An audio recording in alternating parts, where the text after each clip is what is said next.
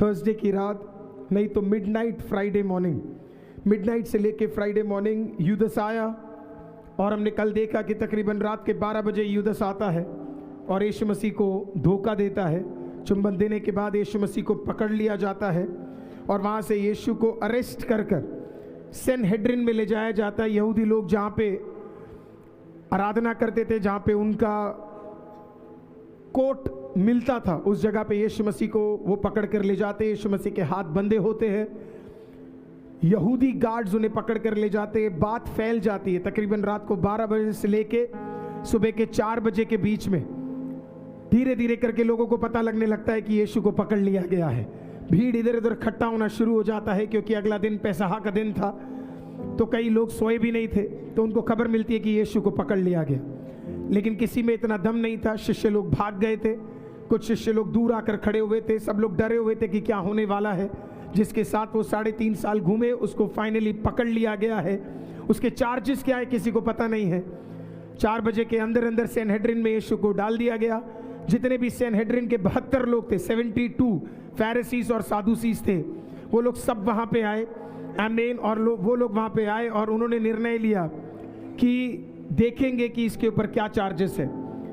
तकरीबन सुबह 4 बजे बाइबल बताती है अन्नास और काइफास उस समय के हाई प्रीस्ट और चीफ हाई प्रीस्ट जो थे, वो दोनों के दोनों वहाँ पहुँचे और उन्होंने यीशु मसीह के ऊपर चार्जेस लगाना शुरू किया। पहला इल्ज़ाम यीशु मसीह पे ये था कि क्या तू दूसरों के पापों को क्षमा कर सकता है।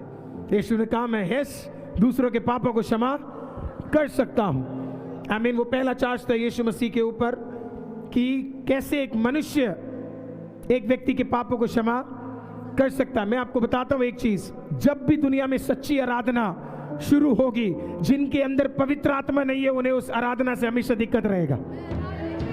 हालेलुया। मैंने हमेशा नोटिस किया है, ये कुछ लोग होते हैं जिनको लगता है वो जो बोलते वो सही है, वो सिर्फ ज्ञान से बोल रहे हैं, लेकिन जो पवित्र आत्मा से भरा हुआ है, हालेलुया, उसको पता है असली आराधना क्या है, उसको पता है असली वचन क्या है, उसको पता है रेवलेशन क्या है। हालेलुया। अपने परमेश्वर को सीमित मत करके रखो। तुम जो बोल रहे हो सही है, इसको कठोरता को मत पकड़ के रखो। हालेलुया। और यीशु को पकड़वाया गया। सवाल था पहला, क्या तूने दूसरों के पापों को क्षमा करने का अधिकार है। यीशु ने कहा yes I have the power, क्योंकि मैं ही मसीहा हूं, मैं ही परमेश्वर हूं। उसने कहा मुझे अधिकार है दूसरों के पापों को क्षमा करने का। जब यीशु ने ये बातचीत कहा, आमीन, तो एक गार्ड, यहूदी गार्ड ने क्या किया, अपना हाथ उठाया और यीशु के ऊपर खिंचा के एक थप्पड़ मारा। 4 के 6 के बीच की बात है, खिंचा के एक थप्पड़ मारा। यीशु ने उस गार्ड से एक सवाल पूछा, तेरे पास क्या अधिकार है मुझे थप्पड़ मारने का, क्यों तूने मुझे मारा। गार्ड के पास कोई जवाब नहीं था, उसे भी नहीं पता उसने क्यों उसे थप्पड़ मारा। थप्पड़ मारने के बाद उसी मोमेंट काइफा और अन्ना ने निर्णय ले लिया कि ये यहूदी नियमों के अनुसार इसने गलत करा है और इसको दंड आवश्यक मिलना चाहिए। उस जमाने में यहूदी कोर्ट किसी को मृत्यु दंड नहीं दे सकता, किसी के ऊपर मार नहीं खिलवा सकता। वो सारा अधिकार रोमियो के पास था, क्योंकि यहूदी लोग रोमियो के नीचे काम करते थे। आमीन। इजराइल एक फ्रीडम प्राप्त करने वाला कंट्री नहीं था उस टाइम पे, रोमियो के नीचे था। यहूदी लोगों ने निर्णय ले लिया कि इसे मारना है। बताया जाता है ट्रेडिशन में इस 72 लोगों में से निकोडिमस भी वहां था। निकोडिमस उस दिन तक यीशु मसीह का फाइनेंसर था। यीशु मसीह की सेवकाई में वो पैसा दे के उन्हें मदद करते थे जहां जहां जरूरत है, लेकिन कभी बाहर नहीं आता था निकोडिमस।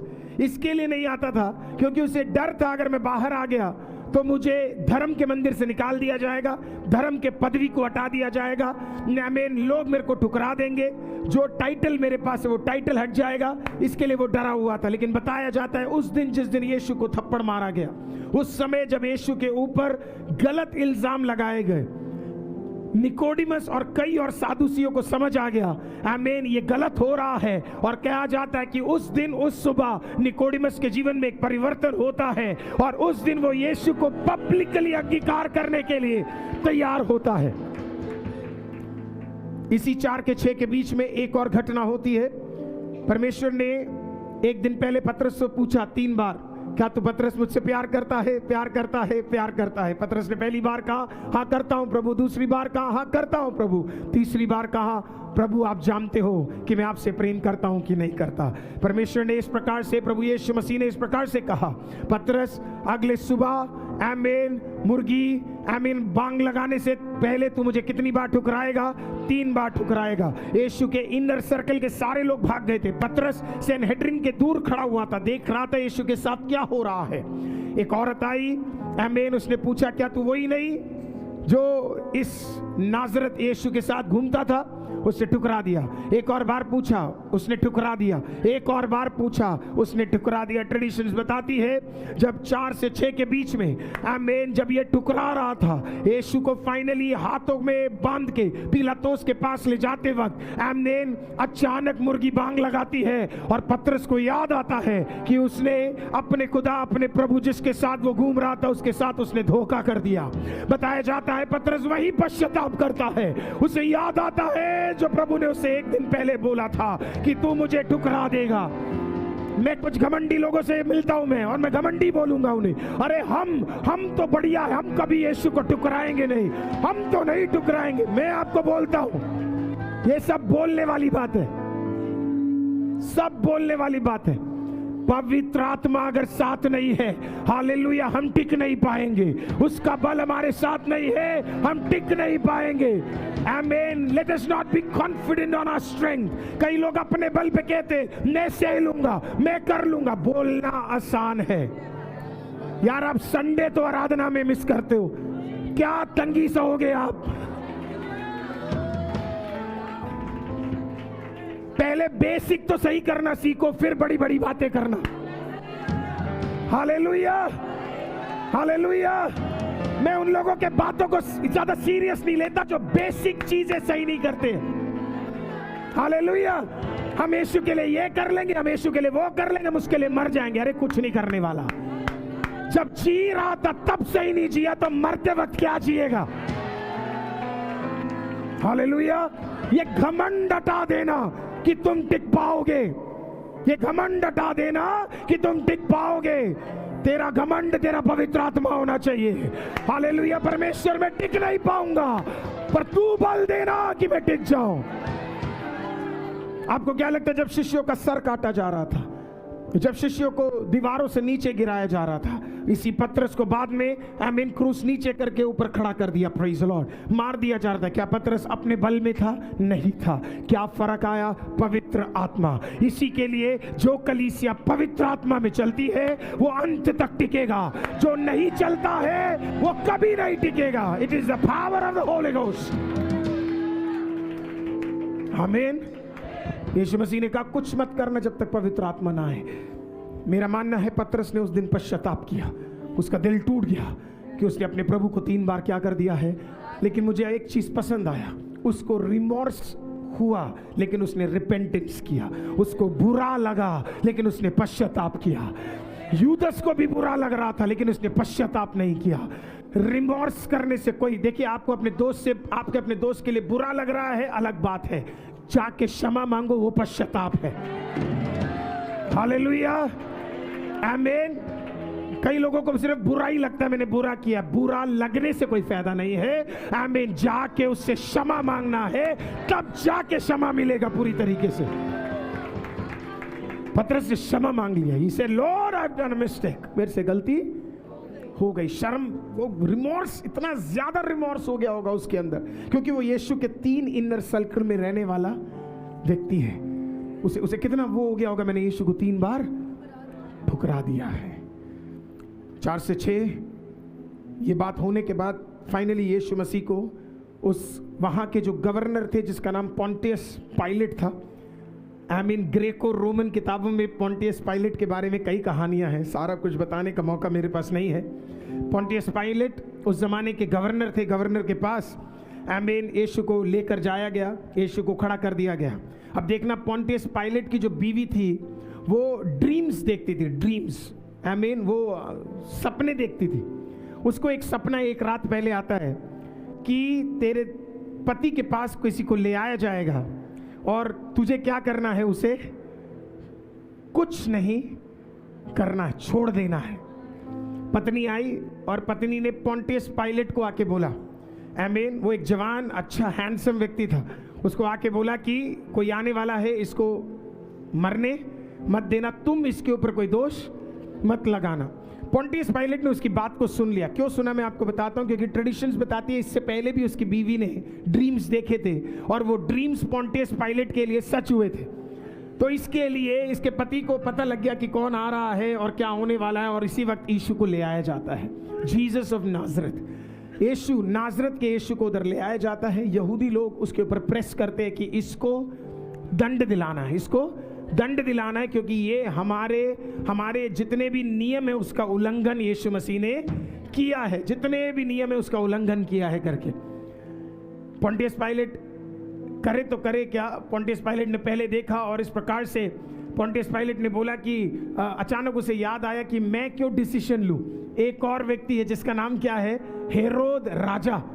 तो उसने कहा एक काम करते हैं, 6 से 8 के बीच में उसने जल्दी से बोला हेरोद अभी आया हुआ है, उस हेरोद के पास लेकर जाओ। तो ये लोग जल्दी से हेरोद के पास क्या करते हैं, यीशु को लेकर जाते हैं। हेरोद नंबर 1 पाखंडी था, आमीन, वो व्यभिचारिणी था, व्यभिचार था, उसके पास हमेशा 15-20 औरतें रहती थी, आमीन, गलत काम वो करता था, पागल था। बताया जाता है उसका फेवरेट काम व्यभिचार करना और खाना खाना था। 2 उसके फेवरेट काम थे, एक खाना, दूसरा व्यभिचार करना, और तीसरा ठट्टा करने में बढ़िया था। हालेलुया, इधर उधर की बातें करना, यही इसी के लिए जाना जाता था हेरोद राजा। हेरोद राजा के पास यीशु को ले आया गया। जब यीशु को ले आया गया तो ट्रेडिशन बताती है, आमीन, और बाइबल भी स्पष्ट करती है कि जब उसे लेकर गए तो हेरोद को पहले ही पता था यीशु कौन है। He knew who Jesus was। तो उसने सवाल पूछा, क्या कुछ चमत्कार करके दिखाएगा क्या करके। यीशु ने कोई जवाब नहीं दिया। यीशु ने सवाल पूछे, हेरोद ने और सवाल पूछे लेकिन कोई जवाब नहीं दिया। चैलेंज किया लेकिन यीशु ने कोई जवाब नहीं दिया। बार बार बोला लेकिन यीशु ने कोई जवाब नहीं दिया। आज मैं आपको एक चीज बोलता हूं, कोई आपको मसीह नाम पे चैलेंज करने आए, आमीन, अपना अभिषेक उस चैलेंज को दिखाने के लिए मत दिखाइएगा। हमारा काम चैलेंज को दिखाकर, आमीन, हमारा परमेश्वर ही सही है, दिखाने का जरूरत नहीं है। यीशु ने कहा नो नीड। तेरे जैसे आदमी के सामने, अरे अगर परमेश्वर चाहता तो पता है क्या कर सकता था, वहीं पे हेरोद को मारता और फिर उसे जिंदा भी कर देता। हालेलुया, वही चमत्कार हो जाता, वही मारता और वहीं पे जिंदा कर देता, लेकिन परमेश्वर ने नहीं किया। God said I don't need it, मुझे इसकी जरूरत नहीं है। परमेश्वर ने कुछ नहीं बोला, चुपचाप। हेरोद कहता है ये आदमी तो पागल है, बोला इसको, ये कुछ इसके अंदर कुछ गलत है ही नहीं, बोला ये क्या गलत कर सकता है ये बंदा, ये यीशु कोई गलत नहीं कर सकता। और फिर बताया जाता है उसके बाद फिर वापस यीशु को पोंटियस पायलट के पास ले आया जाता है, क्योंकि हेरोद बोलता है इसको गवर्नर संभालेगा। बोला मैं नहीं। यीशु को वापस ले आया जाता, पोंटियस पायलट के पास ले आया जाता। पोंटियस पायलट अभी भी इसके दिमाग में चल रहा है कि यीशु को मारना नहीं है, खत्म नहीं करना है। तो वो क्या करता है पता है, वो प्लेटोरियम के अंदर एक दंड घोषित कर देता है, क्योंकि वो मारना नहीं चाहता था। इसके लिए यूजुअली जो क्रूज पे जाते हैं उनको मार खाने की जरूरत नहीं है, क्योंकि वो वैसे किस पे जा रहे हैं, क्रूज में जा रहे हैं। लेकिन इसका पर्पस ये था कि इसको इतना मार दे ताकि लोगों को इसका मार देखकर दया आकर इसे क्या कर दे, छोड़ दे, और मुझे मारने की जरूरत भी ना पड़े, और मेरी बीवी का दर्शन, आमीन, वैसे का वैसा ही रहा। तो इसने कहा प्लेटोरियम में किसको लेके जाने के लिए, यीशु को लेके जाने के लिए। यीशु को प्लेटोरियम में लेकर गए, उसके वस्त्र को उतारा, उसके दोनों हाथों को बांध दिया, आमीन, और उस प्लेटोरियम में उसे लिटा दिया। कई सारे, आमीन, लोग जिनके हाथ में 3 तरीके के मारने के चीजें थी, उन्होंने क्या किया, यीशु को एक एक करके मारने के लिए तैयारी की। किसी ने हाथ में सबसे पहले तो, आमीन, जैसे घोड़ों से मारा जाता है, आमीन, वो लिया, और फिर वो लेने के बाद यीशु के ऊपर वो चाबुक से क्या करने लगे, मारने लगे। कई सारे फरीसी, कई सारे सादुसी, इस सारे अकाउंट में इधर से लेके अंत तक यीशु मसीह की माँ और यीशु मसीह का चेला जिसका नाम यूहन्ना है, आमीन, दोनों के दोनों वहां पे थे। लोग कई सवाल पूछते, यूहन्ना को कुछ क्यों नहीं किया। यूहन्ना एक लड़का था उस टाइम पे, कम उम्र का था, आमीन, और एक नॉर्मल सा लड़का था, तो वहां पे लोगों को लगता था कि ये तो कुछ वैसे भी नहीं कर पाएगा, आमीन। तो इसके लिए क्या है, कहा जाता है रोमी लोगों ने उसको कभी पकड़ा नहीं है। तो यीशु की माँ को वैसे भी एक्सेस था, तो यीशु की माँ यूहन्ना, बताया जाता कुछ और शिष्य छुपे हुए फरीसी, सादुसी, हाई प्रीस्ट, काइफा, हन्नास, सब लोग उस प्लेटोरियम में खड़े थे। यीशु के वस्त्र को उतारा, डंडा लिया, उसको खिंचा खिंचा के मारने लगे। नियम के अनुसार 40 बार मारना अनिवार्य है। 40+1 41 टाइम्स मारना अनिवार्य है। तो यीशु को चाबुक लिया, यीशु को मारना शुरू किया। आमीन। 1 बार मारा, 2 बार मारा, 3 बार मारा, 4 बार मारा। कहा जाता है सबसे पहले पीठ से शुरू किया जाता है। बार बार यीशु को मारते गए वो लोग। जब यीशु उसके बाद भी खड़ा होने लगा, क्योंकि यीशु को पता था इतने में हार नहीं मानना है, क्योंकि मनुष्य का पाप इससे भी ज्यादा कठोर है, इससे भी ज्यादा कठिन है। तो इसके लिए पता था कि और ज्यादा दर्द सहना जरूरी है। यीशु फिर खड़ा हो गया। आमीन। उससे जब चाबुक से खत्म नहीं हुआ तो उन्होंने नेल वाला एक चाबुक लिया। उसका काम शरीर के अंदर घुसना और शरीर के अंदर बाहर आना है। आमीन। उन्होंने लिया, यीशु के अंदर मारना शुरू किया। हालेलुया। बताया जाता है उसका रिबकेज, आमीन, उसके शरीर के, आमीन, विभिन्न भागों में छेद हो गए।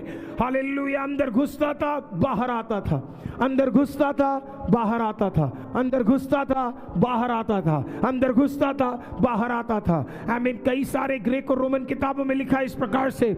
आमीन। अपोक्रिफल किताबों में लिखा है, यूसेफस अपने अकाउंट्स में इस प्रकार से देता है। वो इतना भयानक था, आमीन, कि आमीन, जब उसे मारा जा रहा था, आमीन, खून के धब्बे हर जगह गिर रहे थे। बताया जाता है कि यीशु भयंकर तरीके से चिल्ला रहा था, सहने से भी ऊपर मेरे मसीह के लिए था। लेकिन बार बार वो खड़ा हो जाता था इसके लिए, क्योंकि उसे पता था मानव जाति का सारा पाप उसे अपने ऊपर लेना है। इसके लिए बार बार खड़े होके वो कार्यों को करता था।